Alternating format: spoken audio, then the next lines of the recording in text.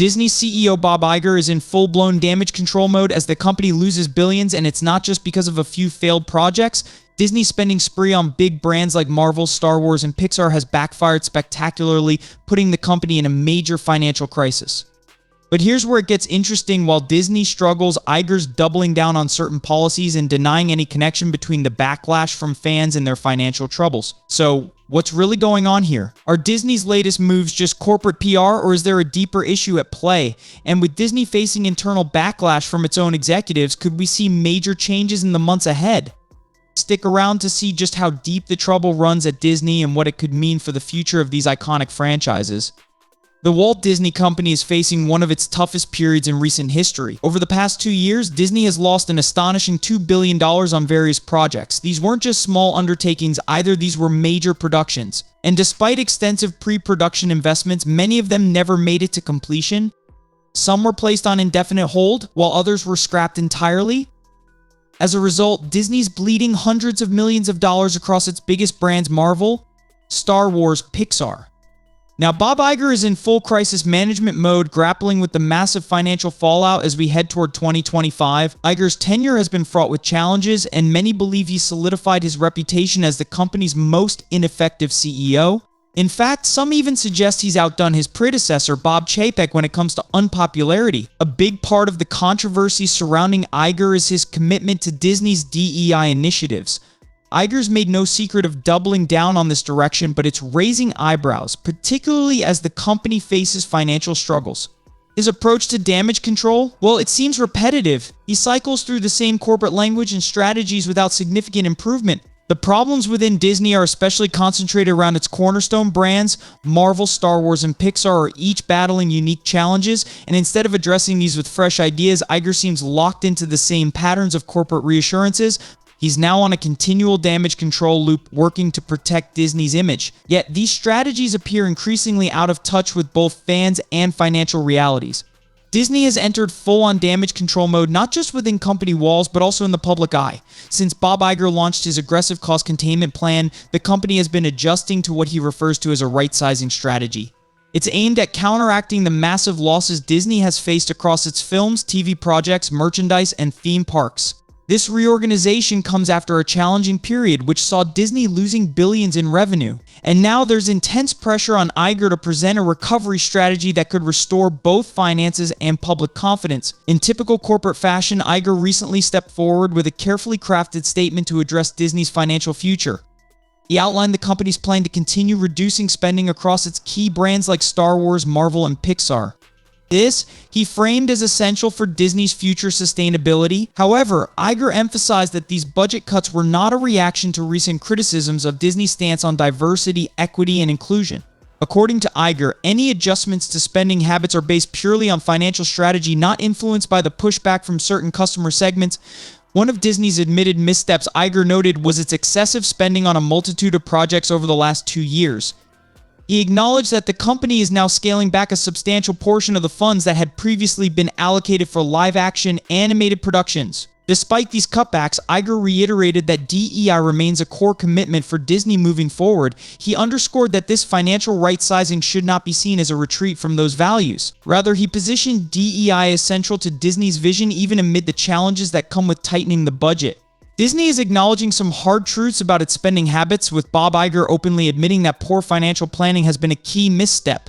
The company's investments in projects slated for 2025 and beyond are now under intense scrutiny. Iger acknowledged that Disney spent excessively and often prematurely on certain projects, leading to substantial financial waste. This spending spree, which covered projects across Disney's biggest brands like Marvel, Pixar, and Star Wars, ultimately added up to billions of dollars without producing a tangible return. It's a stark lesson that Disney seems eager to address with a more disciplined approach moving forward.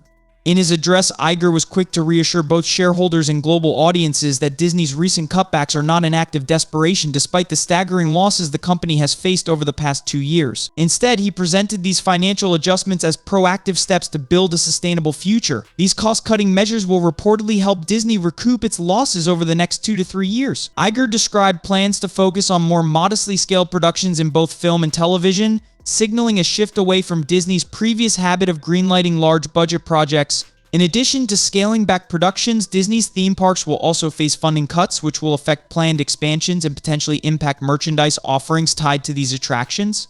While Iger refrained from directly admitting how bleak Disney's financial picture is heading into 2024, the message is clear: Disney's aggressive spending on canceled projects and underperforming series like The Acolyte has been a major financial drain. Mismanagement across various brands, including expensive but canceled projects within Marvel, Pixar, and Star Wars, led to a cumulative loss of over $2 billion, a staggering amount that Disney is now trying to recoup.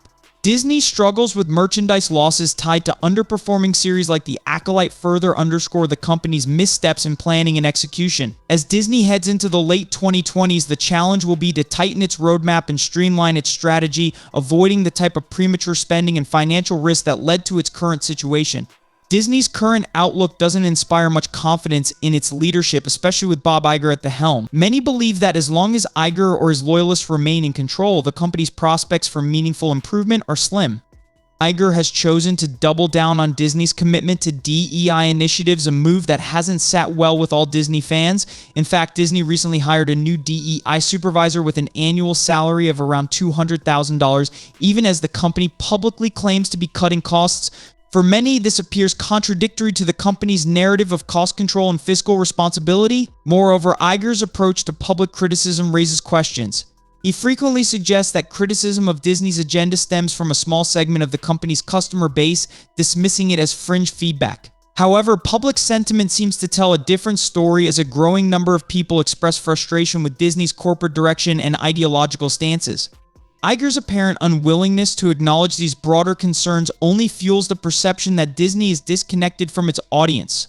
A notable point of frustration is Disney's influence in media through its ownership of networks like ABC, which produces programs like The View. Many Disney consumers are only now realizing the extent of the company's media presence and the messages it promotes. This realization is amplifying discontent, as fans feel the corporation is overly focused on pushing its agenda rather than listening to its customer base. Moving forward, the challenge for Disney will be not just navigating financial recovery, but in addressing the concerns of its core audience. A task that seems daunting as long as Iger maintains his stance. To wrap up, Disney's current approach under Bob Iger remains controversial. Despite heavy spending cuts, Iger insists that these reductions are not cause for concern, and he downplays any connection between the company's financial struggles and its commitment to DEI initiatives. For Iger, there's no acknowledgement that prioritizing DEI over strong storytelling could be part of what's alienating audiences. Instead, he maintains that the criticism comes from a small minority, dismissing the idea that Disney's direction might be alarming to many fans and industry observers. Yet the box office numbers tell another story, particularly with recent releases like The Acolyte, The Marvels, and Ant-Man 3 failing to meet expectations. Audiences have increasingly felt that Disney's projects are sacrificing engaging stories for ideological messaging, and that leaves a void that movies like Deadpool and Wolverine have been able to fill. These films, led by actors like Ryan Reynolds, have managed to stand firm against Disney's executive influence, insisting on maintaining a style that fans love. However, it's uncertain if this will continue, as test screenings for upcoming releases like Captain America 4 reportedly haven't gone well, putting pressure on future projects like Fantastic Four to deliver. With many fans feeling that Disney's focus is misaligned, the company faces an ongoing challenge of regaining trust and providing entertainment that resonates with audiences. As Disney navigates the next few years, it will be crucial to see if they recalibrate their strategy or continue down the current path. So what's your take? Will Disney recover and realign its focus with the audience, or is its future in danger of continuing down a divisive road? Let us know your thoughts in the comments below. And if you enjoyed this breakdown, don't forget to like, subscribe, and hit that notification bell so you don't miss out on more deep dives like this one. Thanks for tuning in to Movie Saga. See you in the next video.